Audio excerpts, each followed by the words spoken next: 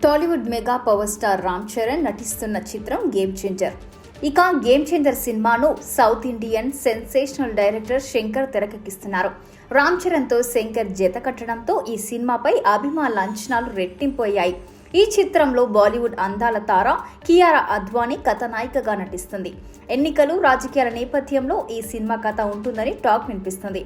ఇందులో రామ్ చరణ్ ఐఏఎస్ అధికారిగా నటిస్తున్నాడని ఇటీవల రిలీజ్ అయిన పోస్టర్లు చెప్పగానే చెప్పేశారు. అలాగే గేమ్ చేంజర్ సినిమాలో రామ్ చరణ్ ద్విపాత్రి అభినయం చేస్తున్న విషయం కూడా లీక్ అయ్యి అందరికీ తెలిసిపోయింది. ఇక సినిమా గురించి ఓ క్రేజీ న్యూస్ వచ్చింది. అదేంటంటే షూటింగ్ పూర్తి కాకుండానే ఈ సినిమా ఓటీటీ ప్రసార హక్కులు అమ్ముడుపోయాయి. ఈ సినిమా ఓటీటీ ప్రసార హక్కులను ప్రముఖ OTT platform Amazon Prime video కొనుగోలు చేసింది.